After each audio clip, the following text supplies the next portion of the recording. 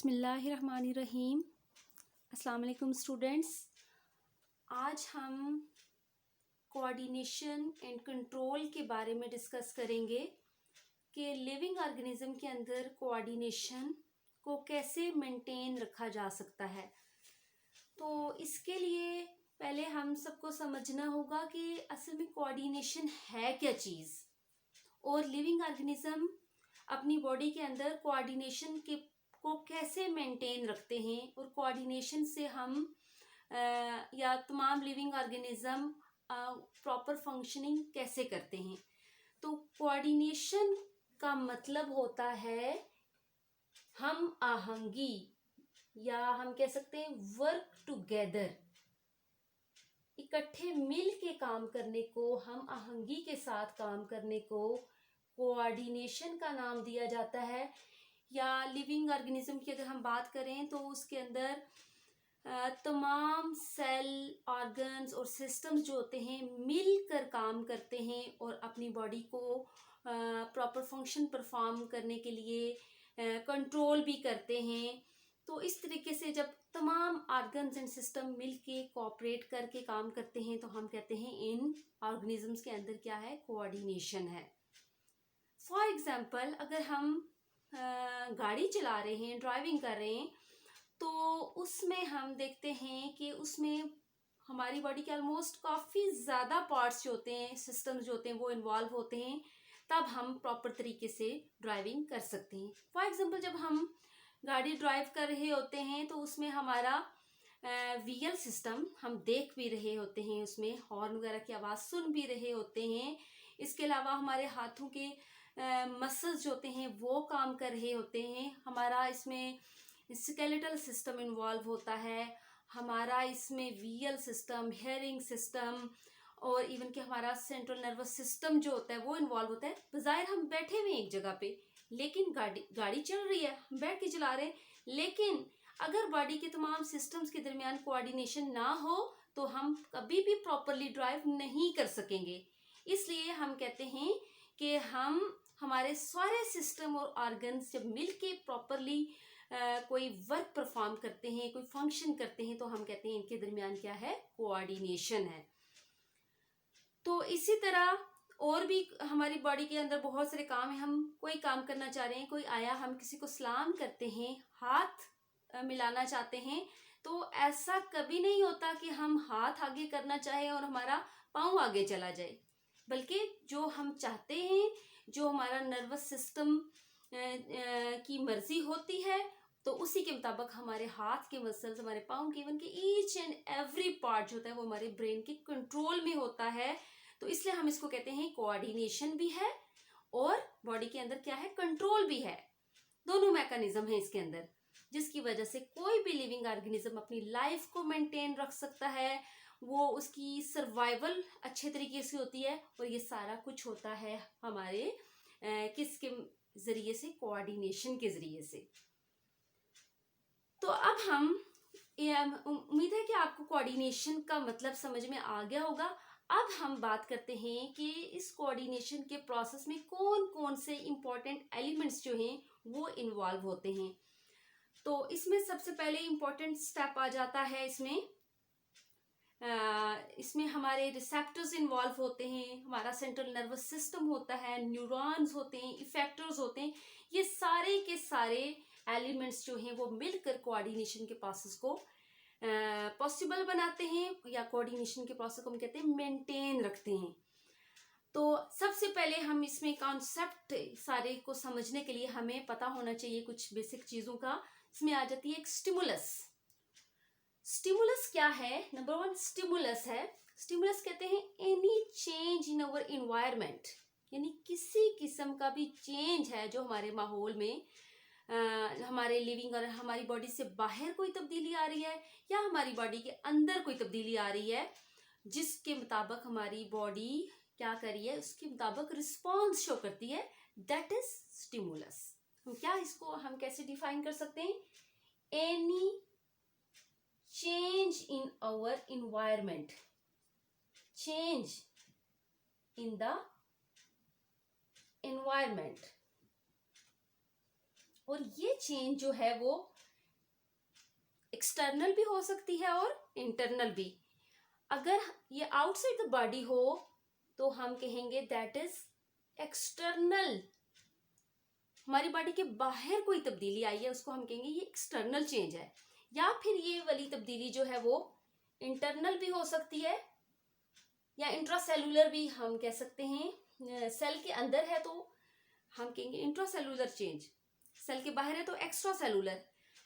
Body से बाहर कोई तब्दीली होती है तो उसको हम एक्सटर्नल यानी outside the body, outside the body, तो वो कौन सी चेंज होगी? External change. और इनसाइड द बॉडी जो भी चेंज है तो उसको हम कहेंगे क्या है? Inside the body, internal change है। वो सेल के अंदर भी हो सकती है, सेल के बाहर भी हो सकती है। तो ऐसी तब्दीली जो कि डिटेक्टेबल हो। अब ये चेंजेस जो होती हैं दो तरह की, मजीद हम इनको कैटेगराइज कर सकते हैं। यहाँ पे हम कहते हैं ऐसी चेंजेस जिनको हमारी बॉडी डिटेक्ट कर लेती है उनको हम कहते हैं डिटेक्टेबल चेंज या डिटेक्टेबल स्टिमुलस भी कह सकते हैं। डिटेक्टेबल स्टिमुलाई कौन सी होती हैं? जिनको हमारी बॉडी महसूस कर लेती है, जिनको हमारी बॉडी डिटेक्ट कर लेती है। For example touch, temperature, light, ये सारी चीजें हमारी बॉडी को फील होती हैं। टच को भी हमें पता चल जाता है, टच हुई है कोई चीज हमारी बॉडी के साथ, हीट है, कोल्ड है, टेम्परेचर, लाइट, ये सारी चीजें डिटेक्टेबल हैं। इसके अलावा हम साउंड को भी फील कर लेते हैं, टेस्ट को भी, और भी बहुत सारी इस तरह की चेंजेस हैं जिनको हम डिटेक्ट करते हैं, उनको हम कहते हैं डिटेक्टेबल स्टिमुलाई। और दूसरी किस्म की स्टिमुलाई हम उनको कहते हैं non detectable. Non detectable changes stimuli कौन सी होती हैं? नॉन डिटेक्टेबल स्टिमुलाई ऐसी स्टिमुलाई जिनको हमारी बॉडी जो है वो इसको, हमारी बॉडी के रिसेप्टर्स जो होते हैं उसको डिटेक्ट नहीं कर सकते। फॉर एग्जाम्पल क्या हो सकती है वो? माइक्रोब्स, यानी हमारी बॉडी के ऊपर कोई माइक्रोब्स वगैरह हैं, फॉर एग्जाम्पल कोई बैक्टीरिया वगैरह, तो उनको हमारी बॉडी डिटेक्ट नहीं कर सकती। लेकिन बॉडी के सेल्स जो होते हैं अंदर, बॉडी के अंदर कुछ सेल्स जो होते हैं वो डिटेक्ट कर लेते हैं, क्योंकि बॉडी के अंदर का जो डिफेंसिव सिस्टम होता है वो काफी स्ट्रांग होता है। या फिर हम कह सकते हैं रेडिएशंस, बहुत सारी कुछ ऐसी रेडिएशंस होती हैं, उनको भी फॉर एग्जांपल अल्ट्रासाउंड रेडिएशंस वगैरह हैं, उनको हमारी बॉडी डिटेक्ट नहीं कर सकती, इसलिए इनको भी हम कह सकते हैं ये क्या है? Non detectable stimuli. अब तो हमने बात कर ली स्टिमुलाई की कि स्टिमुलाई क्या होता है, वो आपको पता चल गया। कोई भी change in our environment that is internal और एक्सटर्नल। मैं यहाँ पे बैठी हुई हूँ, अचानक कोई धमाके की आवाज होती है तो हमारे जो रिसेप्टर्स हैं ईयर के वो इसको फील कर लेंगे। इसी तरह अंधेरा है कमरे में, अचानक लाइट आ गई तो हम, हमारे आई के रिसेप्टर्स जो है वो इसको रिसीव कर लेंगे स्टिमुलाई कि एनवायरनमेंट के अंदर कोई तब्दीली आ गई है। तो अब हम देखते हैं कि इस स्टिमुलाई को रिसीव करने के लिए हमारी बॉडी के अंदर कौन से ऑर्गन्स होते हैं और उनको क्या कहा जाता है। तो उसके लिए आपको पता होना चाहिए कि हमारी बॉडी के अंदर कुछ सेंसरी ऑर्गन्स होते हैं या फिर उनका दूसरा नाम रिसेप्टर है। वो कौन कौन से ऑर्गन्स हो सकते हैं? फॉर एग्जाम्पल हमारी बॉडी के अंदर जो स्टिमुलाई को रिसीव करते हैं, उसको डिटेक्ट करते हैं, वो होते हैं फॉर एग्जाम्पल हमारी आईज, ईयर, नोज,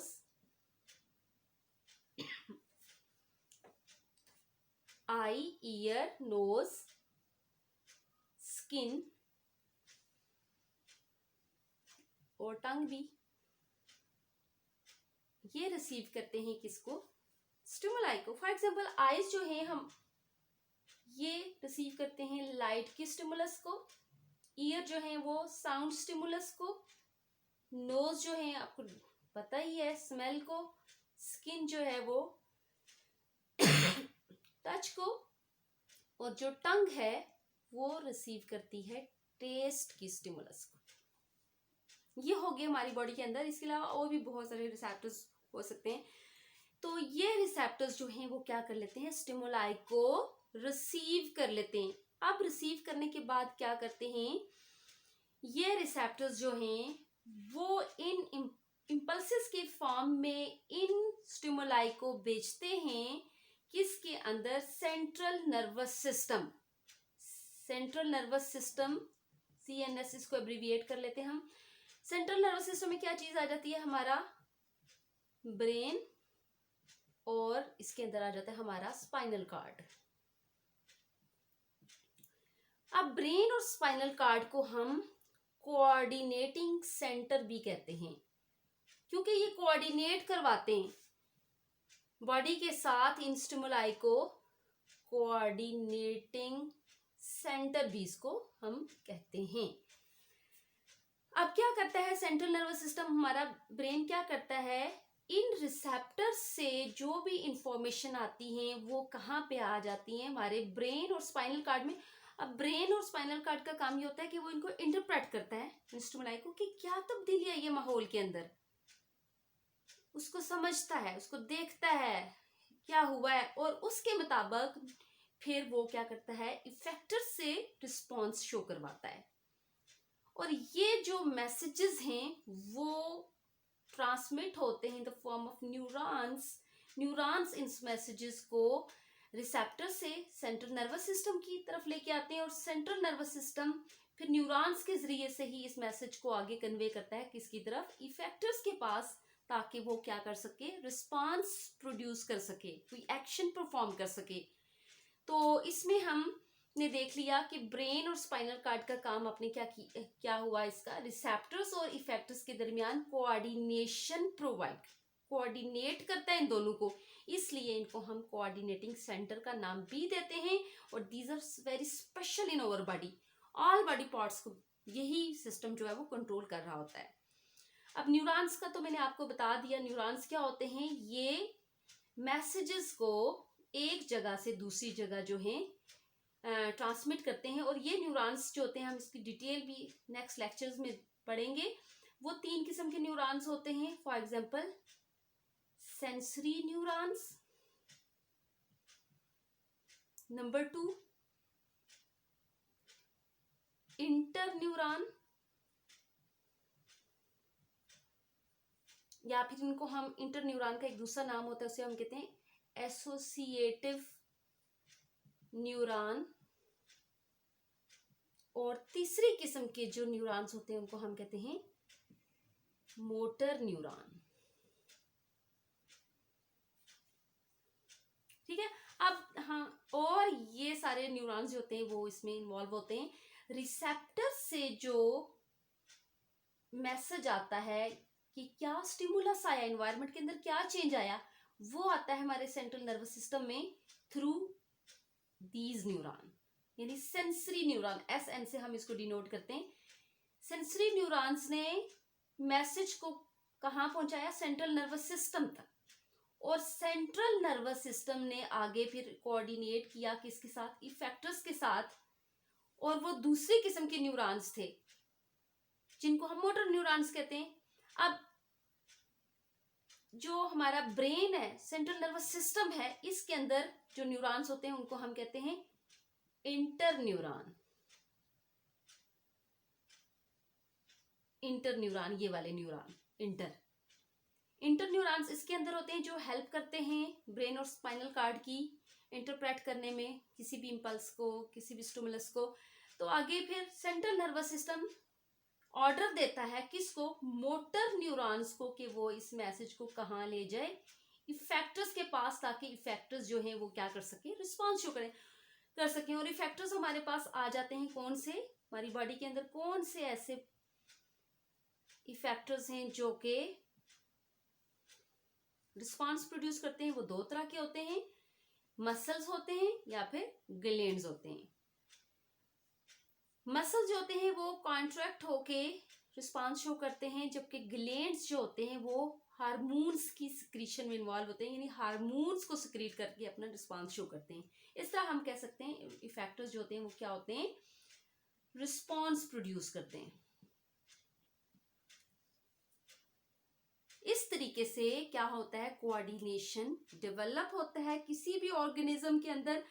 और अगर हम इफेक्टर्स की मसल्स के बारे में देखें कि ये मसल्स कैसे रिस्पांस शो करते हैं, फॉर एग्जांपल हमारा हाथ किसी भी हार्ड ऑब्जेक्ट के साथ टकरा जाए अगर, तो हम फौरन से हाथ को पीछे कर लेते हैं, ना कि उधर ही लगा रहता है हमारा हाथ। तो गर्म चीज से हाथ का टकराना, हमारे टच रिसेप्टर्स जो होते हैं, स्किन के रिसेप्टर्स जो होते हैं, वो इस चीज को डिटेक्ट कर लेते हैं कि हमारा हाथ किसी गर्म चीज के साथ टकरा गया है।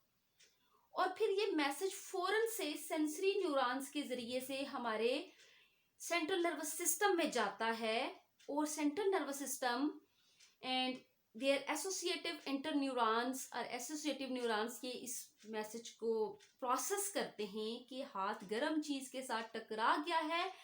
वो उसको इंटरप्रेट करके मोटर न्यूरॉन्स को हुक्म देता है कि वो इफेक्टर्स को जाकर बताएं कि हाथ गर्म चीज के साथ लग गया है, लिहाजा फौरन रिस्पांस के तौर पे हाथ ऊपर उठ जाना चाहिए।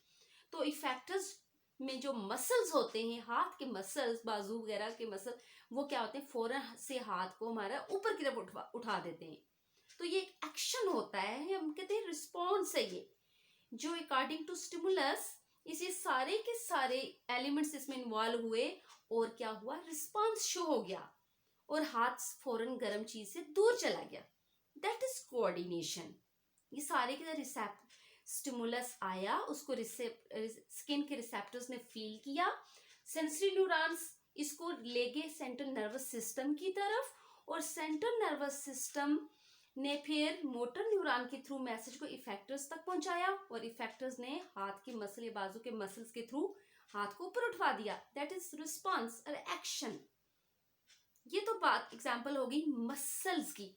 अब हम अगर ग्लैंड की बात करें तो ग्लैंड्स की हम यूं भी एग्जाम्पल हम दे सकते हैं इसकी। फॉर एग्जाम्पल अगर हमारी बॉडी के अंदर ग्लूकोज का लेवल इंक्रीज हो गया, शुगर लेवल इंक्रीज हो गया, क्या हो गया, शुगर इंक्रीज हो गई हमारी बॉडी के अंदर या ग्लूकोज लेवल, तो उसको हमारी बॉडी के स्पेशल किस्म के ऑर्गन्स, पैंक्रियाज के अंदर ग्लैंड होता है, पैंक्रियाटिक ग्लैंड, वो इफेक्टर के तौर पे यहाँ पे काम कर रहे हैं। स्पेशल सेल्स जो होते हैं, रिसेप्टर सेल्स को डिटेक्ट करके मैसेज को फौरन ग्लैंड्स तक लेके जाते हैं। ये सारा उसी तरह प्रोसेस होता है जैसे कि मसल्स में हमने देखा था, उसी तरह से इम्पल्स जो जाती है सेंट्रल नर्वस सिस्टम में, और सेंट्रल नर्वस सिस्टम फिर पैंक्रियाज के पैंक्रियाटिक ग्लैंड को ऑर्डर कहते हैं, क्योंकि ये फैक्टर का यहाँ पे ग्लैंड काम कर रहा है ना। तो ग्लैंड्स क्या होता है, फिर क्या करते हैं, इसके रिस्पॉन्स में इंसुलिन प्रोड्यूस करवाते हैं। और इंसुलिन का आपको पता है बॉडी के अंदर इसका काम क्या होता है, शुगर लेवल को क्या कर देना, डिक्रीज कर देना।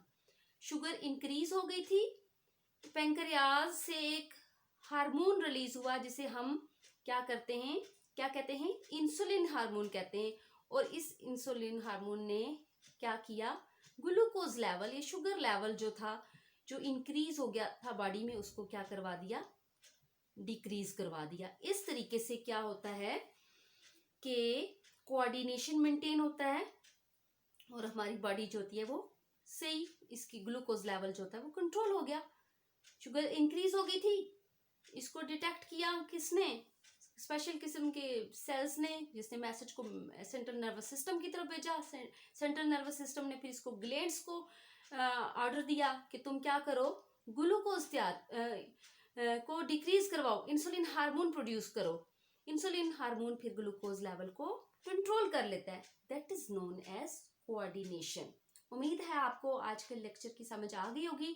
इंशाल्लाह हम मज़ीद अगले लेक्चर्स में हम इसकी डिटेल, न्यूरॉन्स की, सेंट्रल नर्वस सिस्टम इफेक्टर्स वगैरह की डिटेल्स हम डिस्कस करेंगे। Thank you so much. अल्लाह हाफिज़।